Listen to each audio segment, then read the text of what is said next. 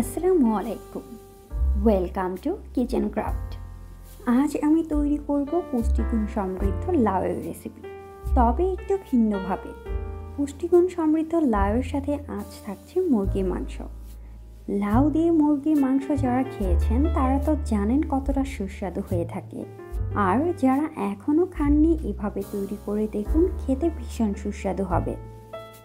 লাউয়ের যেমন রয়েছে পুষ্টিগুণ, তেমনি রয়েছে উপকারিতা।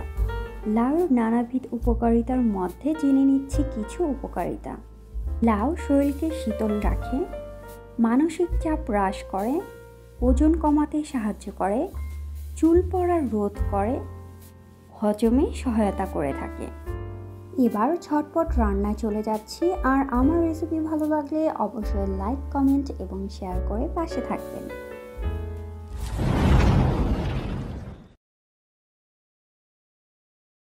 প্রথমে প্যানে নিয়ে নিচ্ছি পরিমাণ মতো সরিষার তেল। চাইলে এখানে সয়াবিন তেল ব্যবহার করতে পারেন। তেল গরম হয়ে আসলে অ্যাড করছি পেঁয়াজ কুচি। দিয়ে দিচ্ছি লম্বা করে কেটে রাখা 4-5টি কাঁচামরিচ। একটু ভেজে নিচ্ছি। এখন অ্যাড করছি দারচিনি, তেজপাতা আর দিয়ে দিচ্ছি সাদা এলাচ। 1 মিনিট ভেজে নেব। 1 মিনিট পর চুলার আঁচ লোতে রেখে দিয়ে দিচ্ছি লবণ পরিমাণ মতো, মরিচ গুঁড়ো 1 টেবিল চামচ, হলুদ দিয়ে দিচ্ছি 1/2 টেবিল চামচ, জিরা গুঁড়ো 1/2 টেবিল চামচ, ধনিয়া গুঁড়ো দিয়ে দিচ্ছি 1/2 টেবিল চামচ, রসুন বাটা 1/2 টেবিল চামচ, আদা বাটা 1/2 টেবিল চামচ। সব উপকরণ একসাথে ভালোভাবে মিশিয়ে সামান্য পানি দিয়ে দিচ্ছি। পানি দেওয়া হলে ঢেকে পানি প্রায় শুকিয়ে আসা পর্যন্ত অপেক্ষা করব। মাঝে মাঝে অবশ্যই নেড়ে দিতে হবে, না হয় তলায় লেগে যেতে পারে। অতিরিক্ত পানি প্রায় শুকিয়ে এসেছে। এখন অ্যাড করছি ধুয়ে পরিষ্কার করে রাখা মুরগির মাংস। মাংস দেবার পর মশলার সাথে মিশিয়ে ঢাকনা দিয়ে ঢেকে মিডিয়াম আঁচে জাল করব 4-5 মিনিট। 5 মিনিট পর দেখতেই পাচ্ছেন অতিরিক্ত পানি শুকিয়ে এসেছে। এই পর্যায়ে অ্যাড করছি কেটে পরিষ্কার করে রাখা লাউ। লাউ দেওয়া হলে ভালোভাবে মিশিয়ে নিয়ে ঢাকনা দিয়ে ঢেকে চুলার আঁচটা একটু কমিয়ে রাখছি, এতে করে তলায় লেগে যাবে না। আর অতিরিক্ত পানি অ্যাড করার কোনো প্রয়োজন নেই। লাউ থেকে যে পানি বের হবে তাতে রান্না হয়ে যাবে। লাউয়ের কিন্তু 96% পানি, তাই যখন লাউ দিয়ে কোনো কিছু রান্না করবেন অতিরিক্ত পানি অ্যাড করবেন না।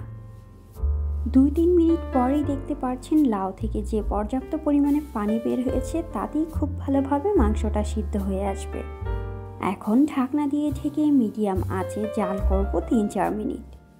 3 মিনিট পর অ্যাড করছি সামান্য গরম মশলার গুঁড়ো। এখন ভালোভাবে মিশিয়ে চুলার ফ্লেম লোতে রেখে পাশের চুলায় রেখে দিচ্ছি। আর এখন বাগার দিয়ে দেব। এই জন্য প্যানে নিয়ে নিচ্ছি পরিমাণ মতো সরিষার তেল। বাগার দেবার সময় চেষ্টা করবেন সরিষার তেল ব্যবহার করার। তেল গরম হয়ে আসলে অ্যাড করছি পেঁয়াজ কুচি আর দিয়ে দিচ্ছি রসুন কুচি। পেঁয়াজের কালারটা একটু চেঞ্জ হয়ে আসা পর্যন্ত ভেজে নেব। কিছুক্ষণ পর অ্যাড করছি 3টি শুকনো মরিচ, দিয়ে দিচ্ছি 5 ফোড়ন। 2 মিনিট ভেজে নেব। 2 মিনিট পর দিয়ে দিচ্ছি রেডি করে রাখা তরকারি।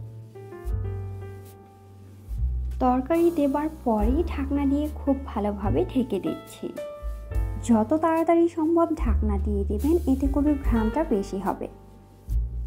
1 মিনিট ঢাকনা দিয়ে রাখার পর ঢাকনাটা সরিয়ে নিচ্ছি।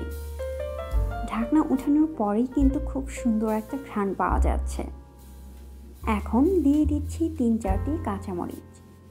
এটা অপশনাল, চাইলে স্কিপ করতে পারেন।